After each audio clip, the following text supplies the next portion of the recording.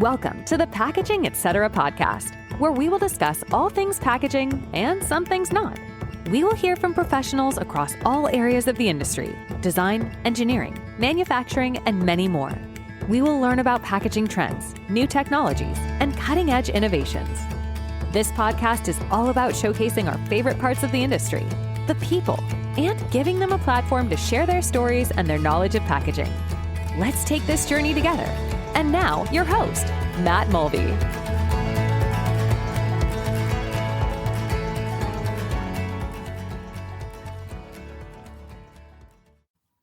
Greetings. Welcome back to another episode of the Packaging Etc. podcast. As I had previously mentioned in my intro episode, this podcast is mainly focused on packaging. However, as a quote-unquote nod to the etc., I would also like to include interviews with small business owners and entrepreneurs with interesting business ideas. Today's guest is my first attempt at honoring that initiative. She is a life coach and change management expert and a personal friend of mine for over 20 years. Bridget Meadows. Bridget, welcome to the podcast. Thanks, Matt. I appreciate it. So, as I like to start out with all my guests, if you wouldn't mind, just kind of take a minute or two and tell us about yourself. Yeah, for sure. So as you mentioned, I'm a life coach and change management expert. This is a personal career pivot that I made about a year ago.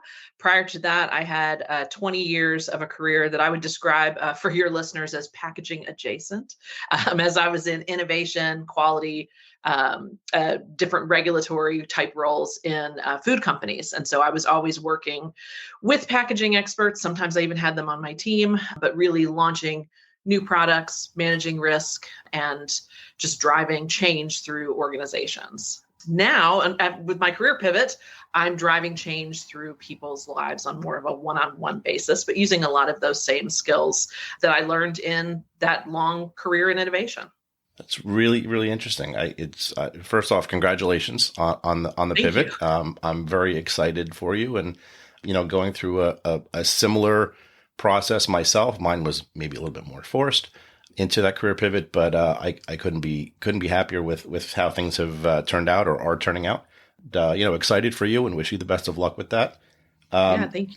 But I am curious if you wouldn't mind kind of expanding a little bit on the genesis of your decision to get into coaching and kind of walk away from that corporate initiative or corporate career path. Yeah, for sure. It's one of those things that happens, it always makes more sense when you're looking backwards than when you're looking forwards, but it sort of happened actually really slowly over time and then suddenly all at once. So I had been for a long time kind of feeling like the roles I was in weren't quite fitting. I have had roles in my past that I loved, and trying to recapture that energy and that enjoyment has always been a big priority of mine, because I just feel like we spend so many hours at work. We should enjoy the time we spend at work. Life's too short to be miserable at work, or really anywhere else. So I had been kind of feeling a little bit of disconnect in so many other areas of my career and was feeling really stuck. I actually started working with a coach on my own to sort of make the plan for what was next, because what was next that made sense on paper, that like traditional, okay, first you're a manager and then a director and then a head or a VP. And eventually like there's a C-suite there if you want to go get it. Like that kind of traditional ladder was just sort of burning me out. I had gotten to that head role and I still wasn't happy. I still wasn't satisfied. It didn't feel right. And it was like, well, wait, that was supposed to be the goal. So what's going on and why don't I feel good about this? And so I had been working with a coach to kind of talk about what was it that was creating this misalignment for me. And at the same time, in the background in my personal life, I actually had a very dear friend who passed away very suddenly. And that was a catalyst for just bringing this belief to life of like, yeah, it's so short. It's way too short to be miserable. And it's way too short to accept anything other than I'm going to have a good day today. My work is going to fulfill me. Not that you won't ever be stressed, but like, I just can't drag myself into a miserable job. Yeah. And so that all kind of happened at once. And at the same time, I was feeling more and more disconnected from just the roles I was in and that became very obvious very quickly. That was mutual. And so that became a moment to be like, okay, this is the moment. I have already kind of laid the groundwork for doing some coaching. I had started coaching some people in my personal network, just reaching out and asking like, hey, can I coach you? I'll give you a couple free sessions and let's try this out. And that went really well. And in fact, all of them signed up for additional coaching to actually pay me after just a few free sessions. And they were like, you are really good at this. I'm like, oh, this is great. This feels like the right fit. This feels fulfilling. And frankly, as part of my job, I had been a coach for over 10 years because I hadn't been a scientist in a while. I was always in a manager or leadership role. So coaching people was sort of natural. And some of my best mentors take a coaching approach. So it was a very natural transition in a lot of ways. But yeah, at the time it happened, it felt very like, ooh, this is big and new and different. But really, it was probably only about a 1 or 2 degree pivot, from where I had been. Yeah, and it's interesting. You kind of alluded to it already, but getting into that management level position is kind of like running an adult daycare. That's kind of how I describe it, or herding cats, either one, right? Trying to work with the personnel side of it, and you're not only accountable for yourself and the work that you have to do, but now you're accountable for a team or multiple teams. And how do you coach them to get the best out of them? And so, to your point, you've been coaching for a long time. Now you're just getting paid differently And frankly, the experience of being on those teams and in those leadership roles, I always enjoyed my team. I always enjoyed my team. I always liked helping my team. I liked helping them feel empowered and like, what was the problem? And let me help you get it out of the way. I've never been a micromanager. I don't like that approach. But what I found was often the approach I had with my team, I wasn't always getting from senior leader for myself. And so it was always, as I sort of was looking around, like, I got to change something. It was almost like, I need to interview senior leaders that are right for me, not I need to find a job that I know how to do, because I know how to do these jobs, but I need to find the right senior leaders. And eventually it just became, I can be that leader for myself, at least for this short period of time. And let me go set up something that runs the way I want it to, and runs in the way that matches with my strengths. And that has been incredibly empowering. And that's sort of that's become a little bit of my coaching purpose too. A lot of coaches say you end up coaching a previous version of yourself. And so thinking through, how can I help other people get their enjoyment at work back and help them realize things that they didn't realize were possible, because that's what other coaches have been able to do for me. Yeah. It's interesting. You talk about some of the qualifications or life experiences in your professional career that have led to this moment and to this new initiative. What kind of qualifications formally exist out there to get into this type of role? Yeah, there are actually a lot of different formal types of qualifications from a couple different certifying bodies. Most of them require a big portion of hours coached to show that. I'm currently pursuing a trauma-informed coaching certificate through a class that I'm doing. But a lot of the coaching, the modalities that have, tens of thousands of hours and things like that, those programs can be quite expensive. And they're really only needed if you're going to be working as an executive coach with a large company that has a vendor base or something like that. That's just not my business model. That's not what I want to do. So I'm very transparent with people about, hey, this is who I've coached and the results they've had, and letting those speak to themselves as I sort of work my way towards, whatever certification makes the most sense for me. Okay. So do you have like a target market or something that your target clients have in common? Like, is there a space that a niche market or something, an area that you're looking to operate in? Yeah, I don't know if niche is right, because a lot of people, when you look at coaching, like they're promising this, or I am for this small group of people. I am for, vegans who want to lose weight on a paleo diet, whatever. I don't know. But that's probably not going to fit together very well. But like that very specific. For me, it's more about the result and the feeling. So most of my clients right now, well, I'll start with even this. Most of my clients are skeptical about coaching. It feels very like live, laugh, love, very touchy feely, like that's not for me. And that's a legit form of coaching, but that's not the kind of coaching I do. So I end up with a lot of sort of skeptical clients that have careers that tend to be more technical, a lot of STEM folks, because my coaching takes that sort of aspect of coaching and applies risk management and change management principles so that we can actually make a detailed, strategic, risk-free plan to help enact change in your own life in a very sort of process-driven way. So it's a lot less like, how are you feeling? And more about like, what are we going to do about this? We do touch on some of the feeling stuff though, too. So for people who are feeling stuck, and a lot of these folks are incredibly capable. They are brilliant women. I have a few male clients as well. They are high up in their careers. They have figured most stuff out on their own. But right now they are struggling and they are stuck and they are feeling like their pro-con lists aren't working for them. And some of these things are not working. And it's because they're missing a couple pieces of what it's going to take to get them unstuck. They've already decided these changes aren't possible. I wish I could do this, but I just can't. Maybe I should just be satisfied with what I've got. But that leaves them feeling very stuck and very hopeless. And so my role is to look at those things that they value, get them reconnected to those, and make those things we thought were impossible potentially possible by going through a little bit more systematically and kind of getting them reconnected to what matters to them. So that can vary a lot. Some of my clients have left roles and gone and started their own business. Some have just changed jobs or changed locations, industries. And even still, I've had a couple who have decided to stay right where they are, but they have shifted their mindset and shifted their sort of like where they're spending their time and energy so that they can last longer, not burn out, and sort of look at a longer arc of change in their life. So it's hard to say like, oh, I'm going to help people who want to change careers in the next 2 weeks, because that's not who I'm helping. It's that sort of broad base of like, yeah, folks in STEM feeling stuck and looking for some help to figure it out. But as a coach, I'm not going to figure it out for you. We are going to figure it out together based on what you value, what's important to you, what are your particular challenges, and we work together to make a plan for that. So yeah, I would imagine it's a very collaborative effort, obviously. And I would think that for potential clients or for existing clients, these are people that may already have a pretty good idea of maybe where they want to go. They're just not really sure how to get there. And that's very true. You're basically helping them bridge the gap between where they are and where they want to be.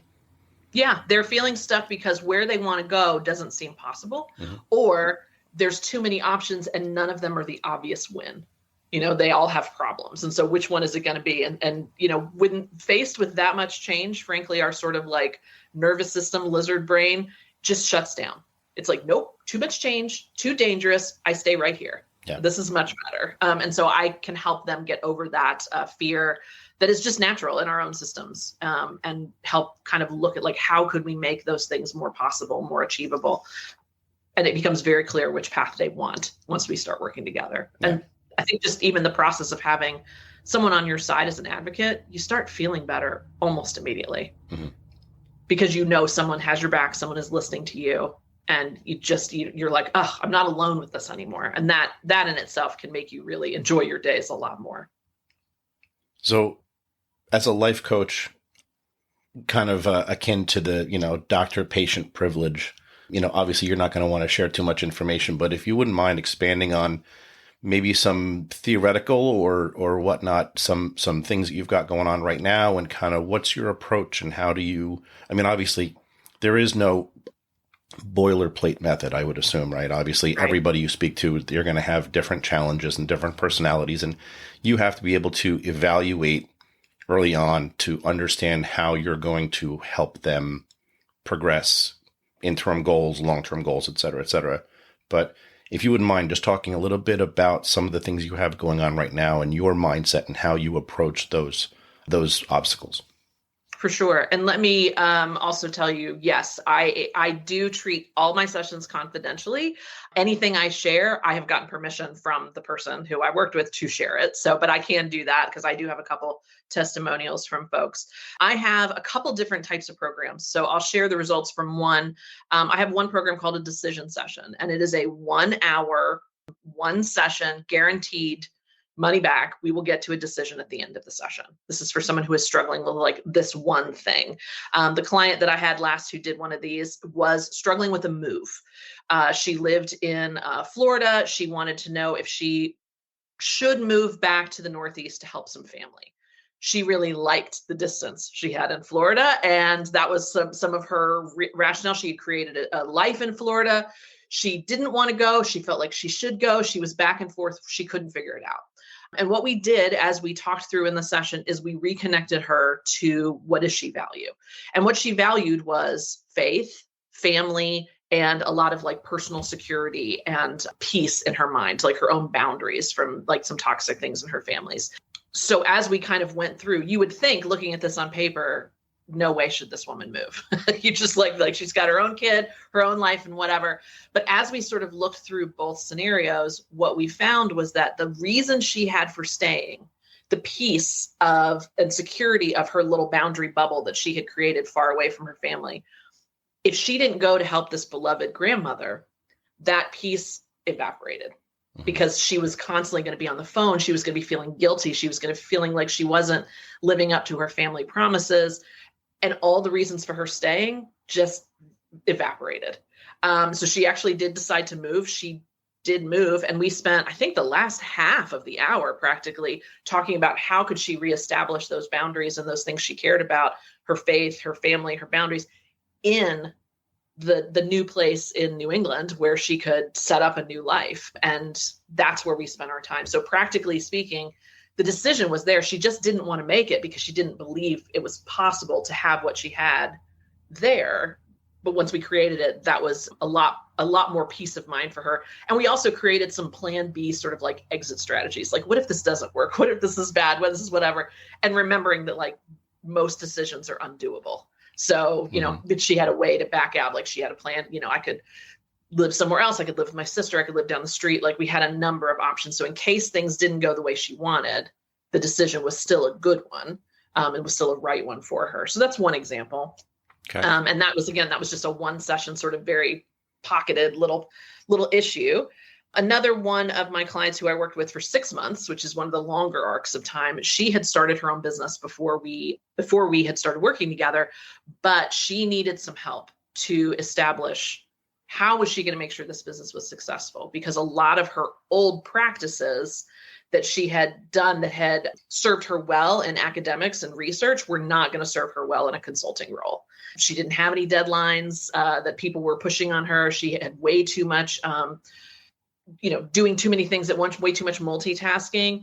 And so setting up her own sort of rhythm to establish the business the way she wanted it to run, she needed help. And so we set up those boundaries, again, sort of building it off of what were her values. She wanted flexibility to work with her kid, to have her kids around. She wanted flexibility to be able to support her family who was getting ready to move, as well as some sick family members she wanted to go visit while they were getting some cancer treatments. So she had all these life issues that were creeping into her work reality. And so we built a plan around how did that work best for her. So setting boundaries around the time she wanted, using calendar tools, some very practical tips that really even gamifying and like rewarding when she did the things she was supposed to do, to be like, that's the treat, that's the moment, that's the time to get that little reward for her own, sort of dopamine system there to make her be like, oh yeah, this is great.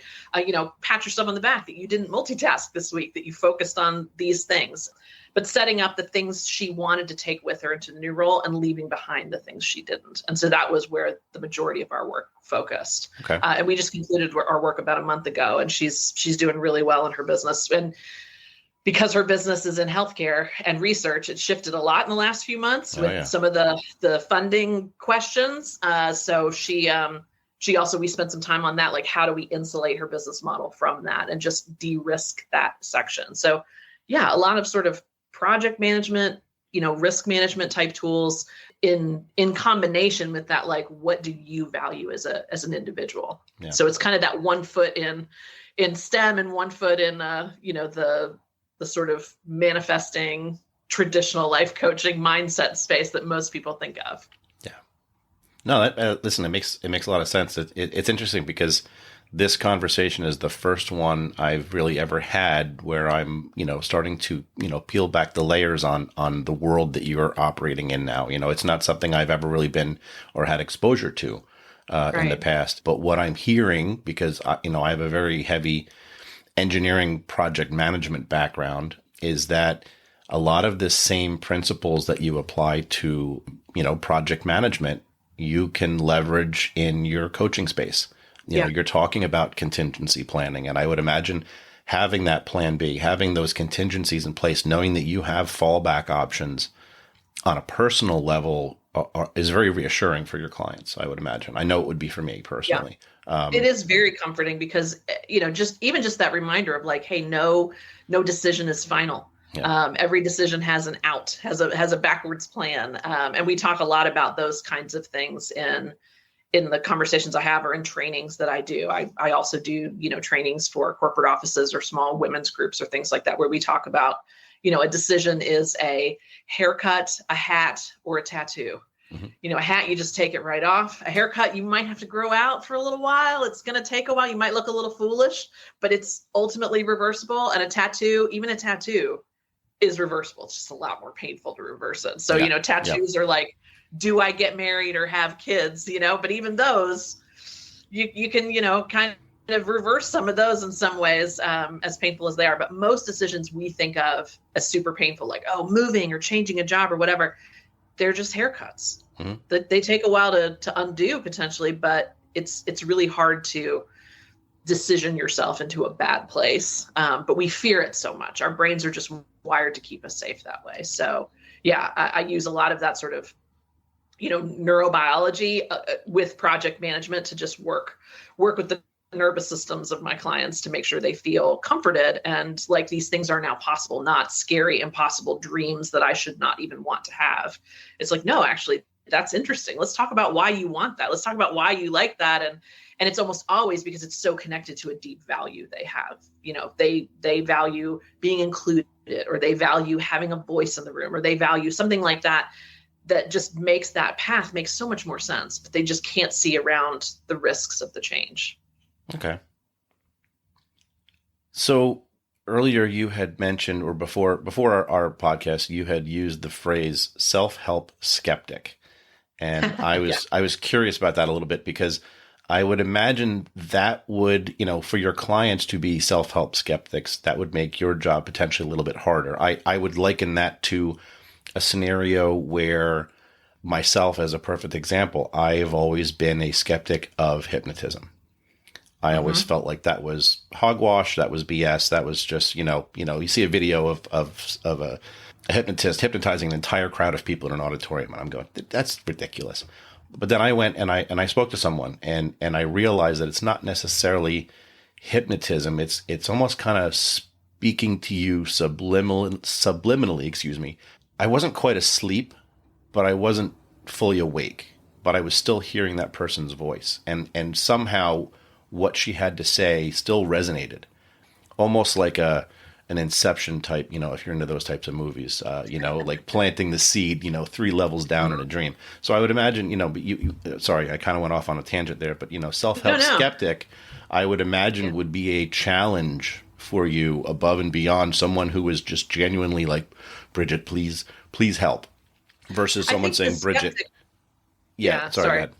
No, I was going to say, I think the skeptic part is, it's not like, well, no one can ever help me. It's not so skeptical to be like, I can do everything by myself. If you are a rugged individualist who believes that help is weak, then we're probably not going to work well together anyway. But if you are someone who is like, I am smart and I'm struggling, and like, surely there's someone else in the room who has something here that can help me, that's where I can come in. The skepticism around self-help, though, is I think that misunderstanding of like what coaching is. Like, I'm going to manifest my dream, and I'm going to just turn off my computer, go sit on my couch and just manifest, and all things will come to me. And that's not how it works.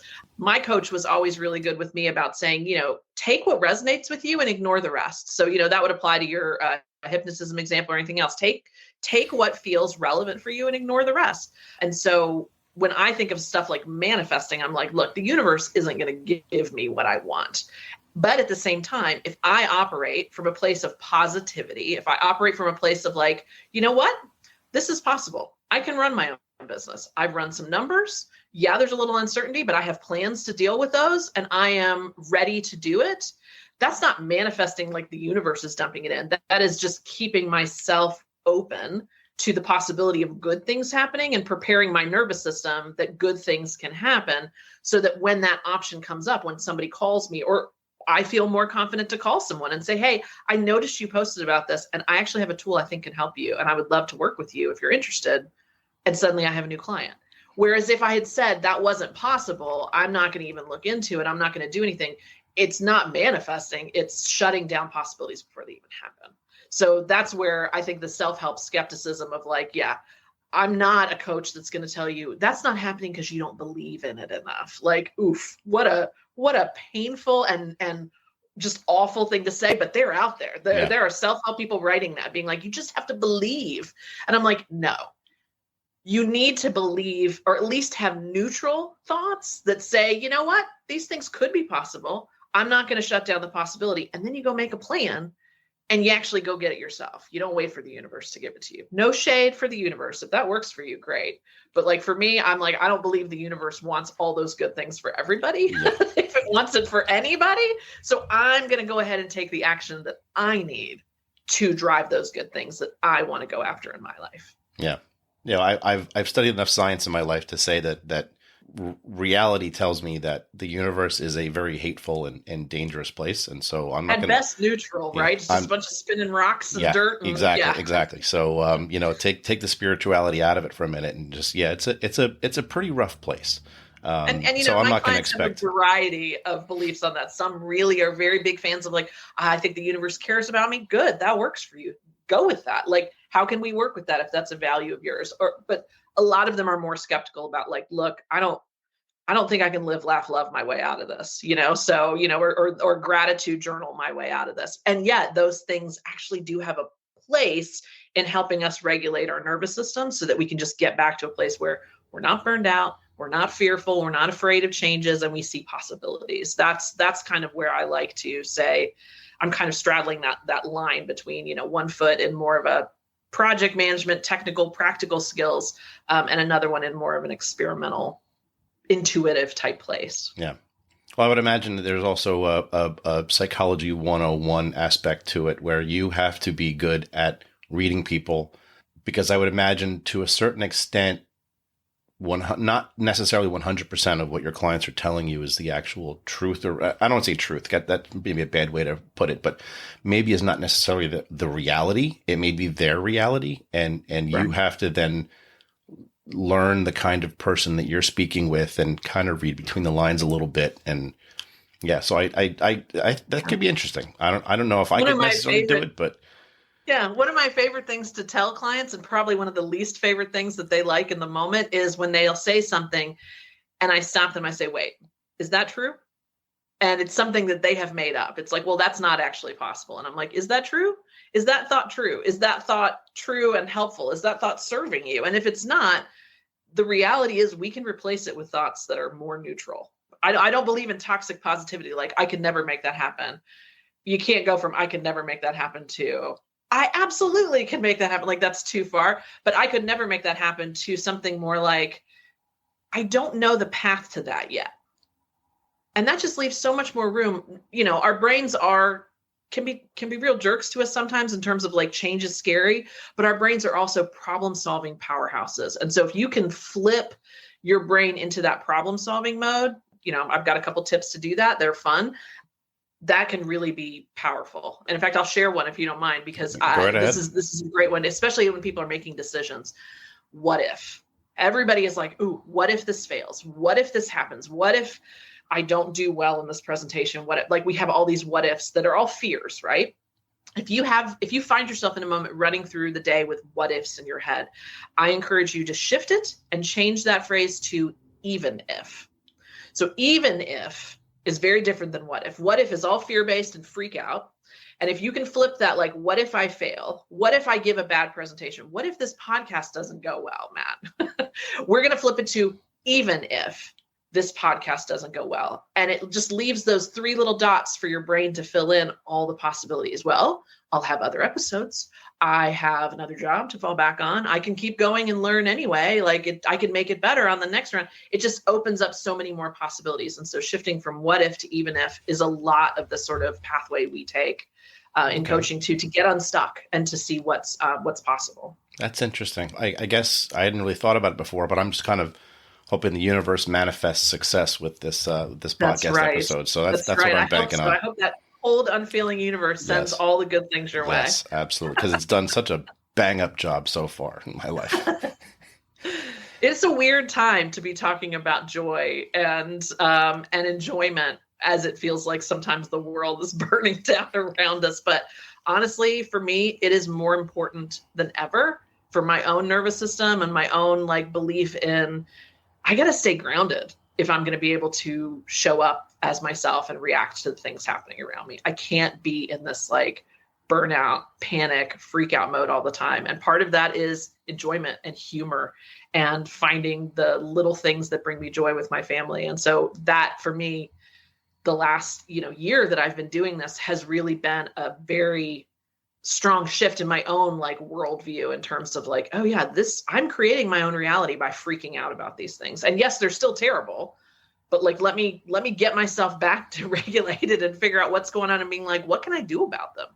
Because flailing my arms around like, like Kermit on the Muppets and screaming is tempting, but not ultimately very helpful. And so I can do a lot more good if I am grounded and helping other people and myself and my family sort of enjoy the time we have, whatever craziness comes through it. Yeah. Yeah. No, it's a great mindset.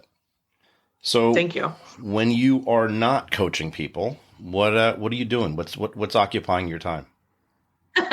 Well, I mean, right now I'm doing a lot of coaching because that's really what's happening. But I love spending time with my family. I love cooking. I got into British baking show like everyone has at some point in the last 5 years. It feels like I had a resolution last year it was a joy resolution. It was like more joy, not less. Take away something in your life. I had a resolution to make more pie in 2024, that's a good resolution. I made so many pies. I made 47 pies by the end of the year. I was giving a lot of them away to friends and people that I wanted to spend time with, which was super fun. I was making them for people's birthdays. And at the end of the year, I made a pie chart because of course I did. You had career. to. I made there was a pun in there somewhere. I knew it. What months they were all made in and what types and things like that. So I love baking and playing around in the kitchen. I did not do a resolution this year for pies because it was too many. I also like singing and music. I live outside of Nashville, so there's a lot of music in the area, not just country, but a lot of other music opportunities. And so, those are the things that fill my time. And I have, kids of varying tween and teen and college year ages, so they alone keep me pretty busy. Probably need a life coach of yourself. Continue just focusing on the kid aspect. I can sympathize. I'll tell you what. Yeah. My kids have been incredibly helpful and positive actually, because when I was struggling early on with like, what should I do? Actually, my kids were really helpful because I was like, what do I do that helps you, that like makes you feel good, or that you see me showing up well? Like, what do I do? Because I interviewed a whole bunch of people to be like, what the heck should I do next? And both my teenagers said, you take problems that seem really big and scary and like break them down into parts that seem really easy. And I was like, oh, what a lovely thing to hear from a 19-year-old. Wow. I was like, okay. That's a moment. And that really was. And I kind of wrote that down and I found it echoed in a lot of my sort of, research and journaling that I was doing at the time to be like, what are my strengths here? But yeah, boy, teenagers have a lot of big, overwhelming, life-ending crisis type problems that they need to be sort of talked down. And I am definitely the go-to in our house for that. So that takes a lot of time. Yeah. Okay. And then I always like to ask people about their philanthropic endeavors and any organizations that they like to support. And I believe you mentioned something. I'm actually I'm going to quote you. You said, rescue a lot of dogs, like an obscene amount of dogs. And that is the plan. Yeah. That's the win the lottery plan, get some land and just rescue like all the dogs. I have one dog currently and he is a doll and I adore him, but we just can't have that many dogs. We've got some allergies, we've got space constraints, we've got time constraints, but yeah, if time, space and money were no object, just all the dogs. I love following the Nashville Metro Animal Shelter's Instagram page. It's so great. She holds up these dogs and she makes up names like it's a Northern Biscuit, muncher, or it's a like a floof ball from Floof Town, or just Yeah. the cutest. And I just want all of them. I just want to go get all of them. It's funny because you may actually, believe it or not, there might actually be competition in that industry as well, because my wife and I endeavor to do the same. That's Yes, part of our absolutely. retirement plan is, we have 2 dogs, and they basically rule our house.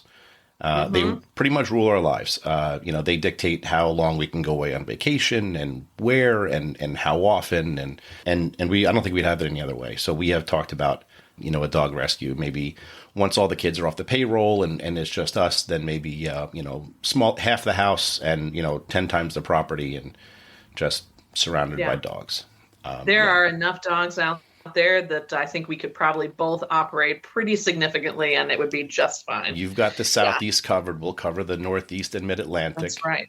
There you go. And I adore the short, stubby, smash-faced kind of like, I'm a big fan of the snorty dogs. My dog is a Corgi and French Bulldog mix. And so he's got this low, long, round body with this little smashed face. And my kids call him the turbo burrito, because he lays on the couch most of the day. And then he is absolutely like fast as lightning out in the backyard. He doesn't look it, but he is super fast.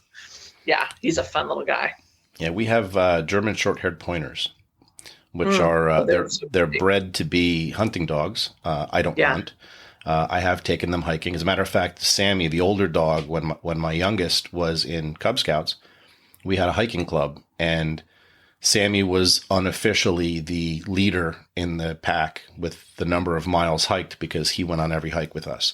And so if one scout missed one hike, Sammy was in the lead. And I should probably get him his patches. That's perfect. He probably did over 50 miles, I think, that first year. First 2 years combined. But I mean, it was Cub Scouts, so we were only doing a couple miles a month. My little guy's more of a short burst kind of dog. So he's not winning any distant marathons, that's for sure. So I did want to make sure that we at least reminisced a little bit. So our origin story as to how we met. So I'm going to tee it up, and I'm just going to ask you to kind of talk a little bit about what you remember. So we, and this obviously ties in the packaging piece of it. I was finishing up my undergrad at Rutgers, and I believe you were finishing your master's in food science at Virginia Tech. I'm not going to bring up the fact that Rutgers beat Virginia Tech in football this past season, but that's fine. That's okay. That's fine. There's always next year. Always next year, exactly. Allow me my brief moment, because Sure. Rutgers doesn't win too many big games. Yeah. Historically, I think it is brief. Yeah. Good point. The Italian Trade Commission, and I think UCIMA, I think it was the abbreviation for it. Yeah. They sponsored a scholarship program to take U.S. and I should say North American-based packaging students to Italy for 2 weeks to tour these different machinery companies. And you and I were 2 of the 6 students selected. I think that was actually the first year they did it. It was. Yeah. It was the first year. Yeah. So anyway, 2002, Italy. Yeah. I was at Virginia Tech, and I was actually studying, I was in their food science department, but I was actually studying wine chemistry at the time. And for whatever reason, the packaging students that they had that year, I think they had 2 or 3. One was like about to defend his thesis and get married. One had, I think, a visa from a country that was not going to be friendly. She wasn't going to be able to leave and get back to the US. It was going to be a whole visa issue. And so there weren't any really packaging students teed up, but because it was the first year, our professor really wanted to participate. And he sort of pulled the department about like who had bandwidth to do this. And I did. I was like, well, I could write a paper about wine corks. I could write, or alternative wine closures. And he was like, yes, because I think it was like, I don't know, it was like a 10 or 12 page paper. It wasn't a long paper at the time. I think about it now and I'm like, oh my God. But, we were cranking those out 3 or 4 weeks at the time. So no big deal. Sure, I'll write a paper about wine closures. That's really interesting. And the Italians loved my paper, even though I wasn't a full-time packaging student. Talk about target market. As part of that, I signed up for the packaging courses and took some packaging things to make sure that I was, meeting the criteria of the thing. But yeah, so I got to go, and Virginia Tech got to be represented. And what a great trip that was. We got to see 5 different cities in Italy. It was like Parma, Bologna, Milan, Florence, and Venice. which has zero manufacturing, but that was great just from a Right. sightseeing Yeah, it was a perspective. mix. It was the manufacturing and the tourism, right? And we kind of bounced back and forth. And so, yeah, I had never been to Italy. It was a beautiful trip. And yeah, to kind of get to go and to meet everybody. And they've done that the Italian Trade Federation has done that for what? They probably did it for another 20 years or something. Are they still doing it? They did it for a long time. It was a very successful program. Know if they're still doing it. I have to reach out. So your namesake, Bridget Oteri, she was our main point of contact, and I've seen Bridget a few times. I think the last time I actually just saw her in Pack Expo Chicago last fall. And see, that was the whole point. That was the whole point of it, is they wanted to turn grad students, which I thought was brilliant. They wanted to turn new students, new graduates, not just grad students, but undergrad and graduate students into future, contacts and networks and fans of the Italian equipment. And I had never seen some of those types of equipment that we saw, and it was just a lovely trip, and to get to kind of go around. And it sounds like a real boondoggle today when we talk about it, but we really did do a lot of touring and networking mixed in with a lot of eating and drinking and visiting tourist sites and things like that. So that was really kind of a magical time. Yeah. To be so young and to be able to go to Europe for the first time. Well, and ironically enough, it also turned out to be right in the middle of World Cup 2002. And, I grew up a really big soccer fan, and it wasn't nearly as big here as it is pretty much everywhere else in the world. So to be in Italy, of all places, I remember we were in Venice for one of the group stage games that Italy was playing, and I sat at an Irish pub along a canal in Venice, Italy. I drank surrounded by people from all countries, right? Yeah. Australians and Italians and all the different Europeans. Yeah. It was a moment for me, right? Because I'm half Italian, I'm half Irish. So here I am, I'm honoring, both sides of my heritage, and I'm sitting here and I'm watching and listening to this game. I don't even remember where it was being played. It was a surreal experience. But ironically enough, so the marketing ploy there was these companies all chipped in money to pay for the program, because they were hoping that we would then get out into the workforce and buy Italian-made packaging machinery. So fast forward to 2015, I joined a company working on a project to build out a couple of high-speed packaging lines for an OTC product.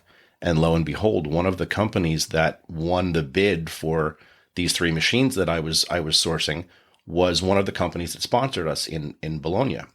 Full circle, 13 years later, here I was. And that's not why I bought the equipment. Obviously, they won the bid, outright. But it was an interesting initiative for them to start. And I would be curious to see if they've ever done the math on just how much potential business over the last 20 years those types of trips have generated. Obviously, it's a long game, right? That's not an instant gratification type program. That's a hey, we're going to lay the groundwork now, and who knows for the next 20, 30 years what this is going to bring back. But I'm wondering if they've ever quantified what they've generated business wise out of those trips. Yeah. I think just the awareness of, what kind of marketplace leaders they are in a relatively niche space of like that equipment to package things, like that. I definitely ran into some of the manufacturers as well. I wasn't ever a purchase decision maker, but I was always on the projects as like, one of the people running the new product or, checking the quality or whatever of what we were producing. And so, yeah, I definitely ran into those brands as well and was like, oh yeah, I recognize these guys. I knew I worked with them at one point. Still the market leaders, clearly. So I think it's a great type of investment. I thought it was very forward thinking to, be able to sort of pre-select the people who you wanted to be working with in the future. Yeah. Yeah, no, absolutely. And hopefully, we didn't cause too many international incidents while we were there. Not that I'm aware of. I mean, without going into too many details, I know that we may have cost someone their position, or he may have gotten a little bit of trouble at work, our bus driver, because we were out a little late one night.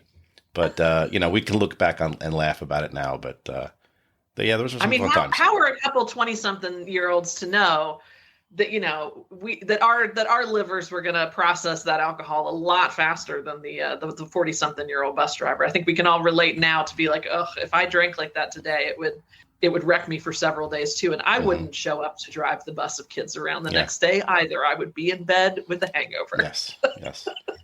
And then, of course, dinner the next 2 nights, I think, where it was, suspiciously wine free. There was no wine on the tables. And Yeah. I'd like to think we had nothing to do with that, but I'm not really sure. I think we both know that's not the case. So we're just like, we'll just scale back a little bit. These kids can sure hold their. We weren't getting into any trouble. We were fine. We could hang, but unfortunately, we were outpacing the folks around us. Yeah.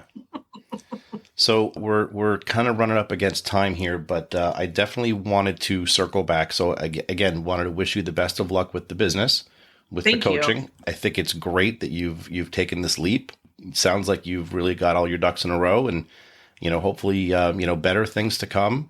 Want to give you an opportunity real quick to just kind of mention, if anybody out there listening wants to reach out, how do we get a hold of you? Is there a website we should go to? Email address? Like, what do you suggest? Yeah, so there's a number of places. You can follow me on LinkedIn. I'm Bridget Meadows on LinkedIn, and my company is just called Bridget Meadows Coaching. So that's my Instagram handle, Bridget Meadows Coaching, as well as I have a bio site. It's just real easy. It's just https:/bio.site/Bridget Meadows Coaching. And you can see everything there, but my link is everywhere. If you go to my Instagram, if you go to my LinkedIn, anything like that, you can click there and it'll take you to the bio site as well. And there's the place where you can book a decision session. That's that one-off session that I mentioned. That's just, we'll work together to make that decision. And it's money guaranteed. So you really have nothing to lose on that one. If we don't make a decision, I'll give your money back, or we can keep working on it beyond that initial hour. But I haven't had anybody have to go past the initial hour yet. So okay. That's kind of nice. And that's also a place where you can see, like, I'll post actually this podcast episode, as well as if anybody wants to work together and is curious about, like, how would we work together? The best way to get with me is with a free call. I just do a free, what's called a discovery call. And that's how you kind of apply to work with me. See if you're better suited for like a one-off call or one of my longer packages, and take one of those one-on-one slots. I do have a couple one-on-one slots open right now. So it's a good time to get with me and see about getting on my calendar. And we can just talk through, it's a no cost call just to hear about your specific stuckness. Then we can sort of talk about what it might take to help you get unstuck. But I would love to help people if they're interested. And yeah, I've got a lot of tips and things that I post on Instagram or LinkedIn. So whatever your preferred social media platform is, come over there and give me a shout. And I'd love to see if I can help. That's awesome. Again, congratulations. Best of luck with everything. Listen, it's been great catching up with you. I appreciate your time today. Yeah, you too. Best of luck with this podcast. I've listened and really liked the episode so far. So thank you so much for having me on here. Yeah, absolutely. All right. Everyone take care. Feel free, dip in next time. We've got some more great guests coming up soon. So that's all. Bye for now.